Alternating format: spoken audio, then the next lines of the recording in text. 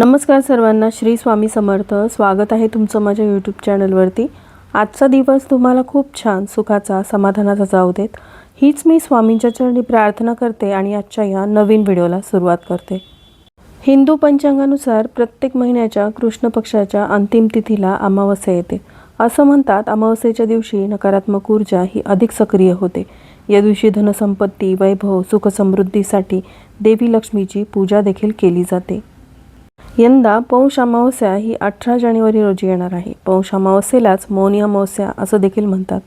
या दिवशी स्नान, दान आणि पुण्यकर्म करण्याचं विशेष महत्त्व आहे. या दिवशी सूर्य आणि चंद्र हे मकर राशीमध्ये असतात. हा दिवस पवित्र गंगेवरती स्नान करण्यासाठी, दान करण्यासाठी, जप करण्यासाठी आणि पूर्वजांना प्रार्थना करण्यासाठी खूप शुभ मानला जातो. पंचांगानुसार 2026 या नवीन वर्षातील पहिली मौनी अमावस्या ही 17 जानेवारी रोजी रात्री 12:04 सुरू होईल आणि दुसऱ्या दिवशी 18 जानेवारीच्या रात्री 1:22 संपेल. त्यामुळे उदय तिथीनुसार मौनी अमावस्या ही 18 जानेवारी 2026 रोजी रविवारी साजरी केली जाणार आहे. मौनी अमावस्या हा दिवस पितरांच्या तर्पणासाठी अत्यंत शुभ असतो. अशी मान्यता आहे की या दिवशी पवित्र नदीमध्ये स्नान करून तिळाचे पाणी पितरांना अर्पण केल्याने आणि गरजू लोकांना अन्न आणि वस्त्र दान केल्याने पितरांचा विशेष आशीर्वाद मिळतो. त्याचबरोबर मौनी अमावस्येच्या दिवशी गंगा, यमुना किंवा कोणत्याही पवित्र नद्यांचे पाणी हे अमृतासमान होते. प्रयागराज येथील संगमावर या दिवशी स्नान करण्यासाठी देशभरातून भाविक येतात. गंगेत स्नान केल्याने जन्मोजन्मीची पापे धुतली जातात आणि मोक्षप्राप्तीचा मार्ग सुकर होतो असेही सांगितले जाते.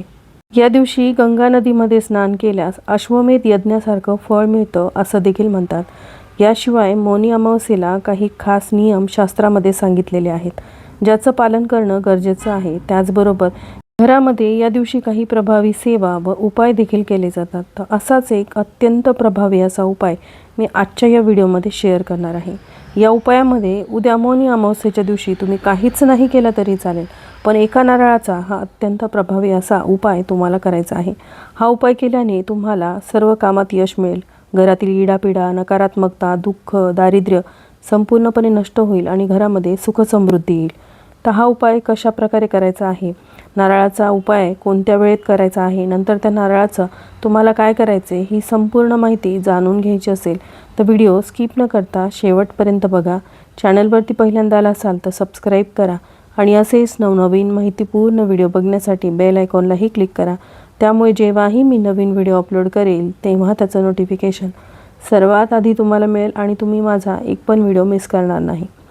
त्याचबरोबर हाई बटनलाही प्रेस करायला विसरू नका. चला तर मग जास्त वेळ न घालवता व्हिडिओला सुरुवात करूया. रविवारी आलेल्या या नवीन वर्षातील पहिल्याच मौनी अमावस्येच्या दिवशी तुम्हाला हा जो उपाय करायचा आहे तो संध्याकाळी दिवे लागणीच्या वेळेस करायचा आहे. संध्याकाळी दिवे लागणीपासून ते अगदी रात्री 12च्या आत तुम्ही हा उपाय करू शकता. कारण संध्याकाळची वेळ जी असते ती लक्ष्मीच्या आगमनाची वेळ असते. चांगल्या सकारात्मक गोष्टी घरामध्ये येण्याची वेळ असते. म्हणूनच संध्याकाळी लक्ष्मी येण्याच्या वेळेस म्हणजेच दिवे लागणीच्या वेळेस तुम्हाला हा उपाय जो आहे तो करायचा आहे. नाही शक्य झालं तर रात्री 12पर्यंत केला तरी देखील चालेल. मौनी अमावस्या हे नाव मौन शब्दाशी जोडलेले आहे. म्हणजेच या दिवशी कमी बोलणे आणि मन शांत ठेवणे शुभ मानले जाते. यामुळे मनावर नियंत्रण राहते आणि नकारात्मक विचार दूर होतात. आता मौन व्रत आणि पवित्र स्नान. तर मौनी अमावस्येच्या दिवशी तुम्हाला पहाटे लवकर उठायचं आहे. उठल्यानंतर अमावस्येच्या दिवशी घराची स्वच्छता केली जाते. म्हणूनच मौनी अमावस्येच्या दिवशी पहाटे उठल्यानंतर सर्वप्रथम आपल्याला घरातील जाळी जळमटं काढून घ्यायची आहेत. घर स्वच्छ झाडून घ्यायचं आहे आणि तुम्हाला घराची फरशी पुसत असताना त्यामध्ये चिमूटभर हळद आणि थोडंसं खडे मीठ टाकायचं आहे आणि या पाण्याने संपूर्ण घराची फरशी म्हणजेच लादी जी आहे ती पुसून घ्यायची आहे. आणि अशाच प्रकारे तुम्हाला घराचं अंगण देखील स्वच्छ करायचं आहे. हळद आणि खडे मीठयुक्त पाण्याचा सडा देखील अंगणामध्ये तुम्हाला टाकायचा आहे. त्यानंतर तुम्हाला स्वच्छ स्नान करायचं आहे. बघा, या दिवशी पवित्र नदीवरती स्नान करण्याला खूप जास्त महत्त्व आहे. पण पवित्र नदीवरती जाऊन स्नान करणं शक्य नाही. त्यामुळे आंघोळीच्या पाण्यामध्ये तुम्हाला या काही वस्तू टाकायच्या आहेत. ज्यामध्ये सगळ्यात पहिली वस्तू म्हणजे चिमूटभर हळद तुम्हाला टाकायची आहे. त्याचबरोबर थोडंसं खडे मीठ टाकायचं आहे. चिमूटभर काळे तीळ टाकायचे आहेत आणि 2 ते 3 थेंब गंगाजलचे टाकायचे आहेत. बघा, गंगाजलचे 2 ते 3 थेंब आंघोळीच्या पाण्यामध्ये टाकल्यामुळे तुम्हाला पवित्र नदीवरती स्नान केल्याचं पुण्यफळ लाभेल. आणि गंगाजल हे प्रत्येकाच्या घरामध्ये असतंच. हळदही असते, खडे मीठ असतं. काळे तीळ नसतील म्हणजे एखादी वस्तू तुमच्या घरात नसेल तर ती नाही टाकली तरी चालेल, किंवा जर तुमच्या घरामध्ये पंचगव्य असेल तर ते टाकलं तर उत्तमच आहे, किंवा तुम्ही संपूर्ण अंगाला पंचगव्य लावायचं आहे आणि त्यानंतर तुम्हाला आंघोळ करायची आहे. आंघोळीनंतर मौन व्रत पाळावे. कमी बोलल्याने मन स्थिर राहते आणि सकारात्मक ऊर्जा ही टिकून राहते. आता यानंतर सर्वप्रथम तुम्हाला सूर्यदेवांना अर्घ्य द्यायचा आहे. कलश भरून पाणी घ्यायचं आहे. त्यामध्ये हळद, कुंकू, अक्षदा, एक लाल रंगाचं फूल टाकायचं आहे आणि पूर्वेकडे तोंड करून ओम सूर्यदेवाय नमः या मंत्राचा जप करत सूर्यदेवाला अर्घ्य द्यायचं आहे. त्यानंतर आपली रोजची देवपूजा करायची आहे.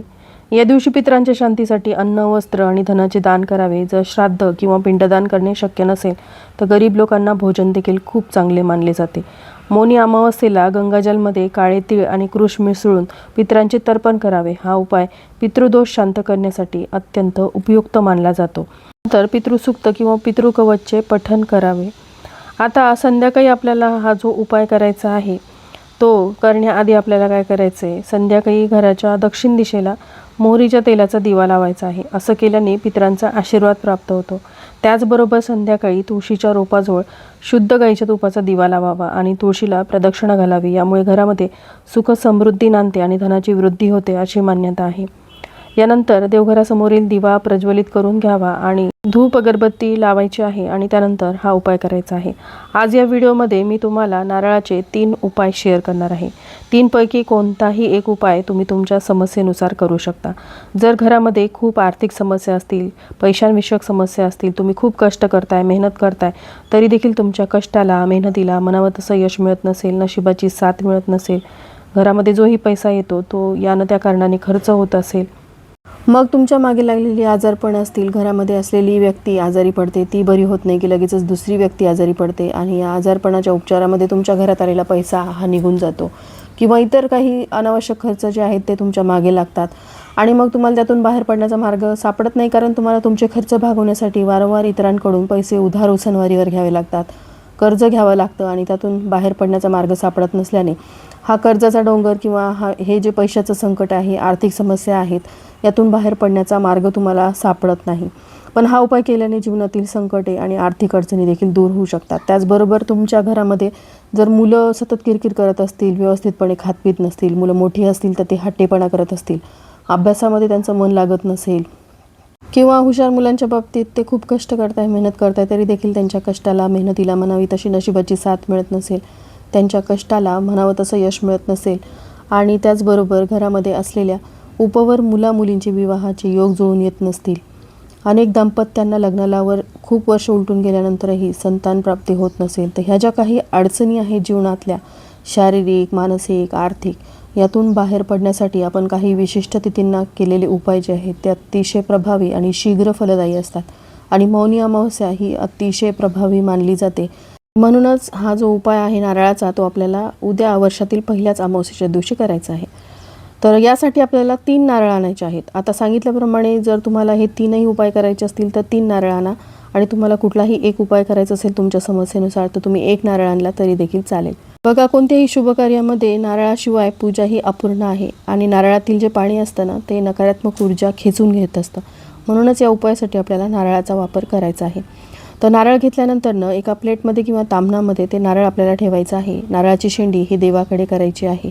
त्यानंतर आपल्याला त्या नारळावरती भीमसेनी कापराच्या वड्या किंवा साध्या कापराच्या वड्या विषम संख्येमध्ये ठेवायच्या आहेत. तुम्ही 5 संख्यामध्ये घेऊ शकता, 7 घेऊ शकता, 9 घेऊ शकता. वड्या घेतल्यानंतर तुम्हाला एक वडी जी आहे ती नारळावरती ठेवायची. पहिली वडी प्रज्वलित केल्यानंतर श्री स्वामी समर्थ, श्री स्वामी समर्थ या षडाक्षरी मंत्राचा जप करायचा आहे. पहिली वडी संपत आली की दुसरी वडी टाकायची, त्यानंतर तिसरी. जेवढ्या वड्या तुम्ही घेतलेल्या आहेत तेवढ्या वड्या जळेपर्यंत हा मंत्रजप तुम्हाला करायचा आहे. केंद्रात सांगितलेला अत्यंत प्रभावी असा उपाय हा अमावस्येचा आहे. हा उपाय केल्याने अनेक लोकांना याचा फायदा झालेला आहे. कापराच्या वड्या जळत असतानाच तो नारळ तुम्हाला संपूर्ण घरामध्ये फिरवायचा आहे आणि त्यानंतर तो नारळ परत तिथेच आणून ठेवायचा आहे. हा उपाय झाल्यानंतर त्या नारळाचं काय करावं, जर नारळाला हा उपाय करत असताना तडा गेला तर ते नारळ पाण्यामध्ये प्रवाहित करायचं. पण ते नारळ जर चांगलं असेल तर ते नारळ तुम्हाला पुढच्या अमावस्येपर्यंत अशाच प्रकारे उपाय करण्यासाठी वापरायचं आहे.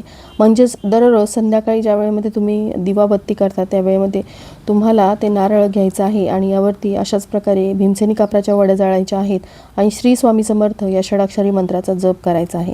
हा उपाय केल्याने तुमच्या घरातील सर्व इडापिडा नकारात्मकता दूर होते. बघा, वर्षातील पहिलीच अमावस्या आहे. या अमावस्येलाच तुम्ही जर हा उपाय केला तर घरामध्ये सुख समृद्धी येईल आणि स्वामींच्या कृपेने तुमच्या जीवनातील अडीअडचणी या दूर होतील. कारण नामस्मरणामध्ये खूप जास्त शक्ती असते आणि या विशेष तिथीवरती आपण हा उपाय केला तर आपल्या संपूर्ण कुटुंबाला त्याचा लाभ होतो. त्यानंतरचा पुढचा उपाय, या उपायासाठी आपल्याला एक पाण्याने भरलेला नारळ घ्यायचा आहे. जर घरामध्ये सतत वादविवाद होत असतील, भांडण कलह होत असतील, कोणाशीही कोणाचं पटत नसेल, आई मुलाचं पटत नसेल, वडील मुलाचं पटत नसेल, भावांचं पटत नसेल, कुटुंबामध्ये एकोपा नसेल, घरामध्ये यामुळे आर्थिक स्थैर्य राहत नाही. कारण पैसा म्हणजेच लक्ष्मी ही त्याच घरामध्ये नांदते ज्या घरामध्ये सुख शांती समाधान असतं. आणि ही जी काही नकारात्मकता आहे, दरिद्रता आहे, ती घालवण्यासाठी हा उपाय अमावस्येच्या दिवशी करायचा असतो. लहान मुलांची किरकिर देखील या उपायामुळे दूर होऊ शकते. तुमच्या घराला काही नजरदोष झालेले असतील ज्यामुळे सतत तुमच्या घरामध्ये वारंवार संकट विघ्न येतात तुमच्यावरती, तुमच्या कुटुंबावरती, म्हणून हा उपाय तुम्ही करून बघा. तर हा नारळ पाण्याने भरलेला घेतल्यानंतर संध्याकाळी दिवे लागणीच्या वेळेस किंवा दिवे लागणीपासून ते रात्री 11पर्यंत तुम्ही हा उपाय केला तरी देखील चालेल. नारळ घ्यायचा, घराच्या बाहेर जाऊन तुम्हाला उभं राहायचं आहे. घराच्या आतल्या साईडकडे तुम्हाला बघायचं आहे आणि हा नारळ तुमच्या उजव्या हातामध्ये घेऊन म्हणजे उंबरठ्यापासून ते वरच्या टोकापर्यंत तो नारळ 7 वेळा उतरून घ्यायचा आहे. उतरून घेत असताना श्री स्वामी समर्थ, श्री स्वामी समर्थ या मंत्राचा जप करायचा आहे. हा नारळाचा उतारा अतिशय प्रभावी आहे. घरातील ह्या समस्या दूर करण्यासाठी, घराला लागलेली नजर दूर करण्यासाठी हे जे नारळ आपण उतरून घेतलेलं आहे ते नारळ तुम्हाला घराबाहेर नेऊन फेकायचं आहे. पण अशा ठिकाणी टाका की जिथे कोणाकडून ते ओलांडल्या जाणार नाही. कारण आपल्या घरावरून हा उपाय करत असताना आपल्या उपायामुळे इतर लोकांना त्रास नको व्हायला याची काळजी मात्र तुम्हाला घ्यायची आहे. एखाद्या झाडाखाली तुम्ही टाकून देऊ शकता. त्यानंतर परत मागे वळून बघायचं नाही. घरी आल्यानंतर हातपाय वगैरे स्वच्छ धुवायचे आणि त्यानंतर स्वामींचं दर्शन घ्यायचं आहे. आणि त्यानंतर सगळ्यात महत्त्वाचा आणि तिसरा उपाय म्हणजे उद्या तुम्हाला एक पाण्याने भरलेला नारळ घ्यायचा आहे, थोडेसे काळे उडीद घ्यायचे आहेत आणि या 2 वस्तू घेऊन तुमच्या घराजवळ असलेल्या हनुमानांच्या मंदिरात जायचं आहे. अमावस्येच्या दिवशी हनुमानांच्या मंदिरात जाऊन तुमच्या कठीणातील कठीण इच्छापूर्तीसाठी तुम्हाला नारळ आणि जे उडदाचे दाणे आहेत ते हनुमानांच्या चरणी अर्पण करायचे आहेत. नारळ जे आहे ते तुम्हाला अजिबात फोडून खायचं नाही किंवा उडदाची डाळ तिथून उचलायची नाही. हे नारळ आपल्या इच्छापूर्तीसाठी किंवा आपल्या घरातील इडापिडा, दुःख, दारिद्र्य दूर होण्यासाठी आपण हनुमानांच्या चरणी अर्पण केलेलं आहे. त्यामुळे ते नारळ तिथेच ठेवायचं. हनुमानांना तुम्हाला मनोमन प्रार्थना करायची आहे आणि त्यानंतर तुम्हाला घरी यायचं आहे. तर व्हिडिओमध्ये मी तुम्हाला 3 उपाय सांगितलेले आहेत.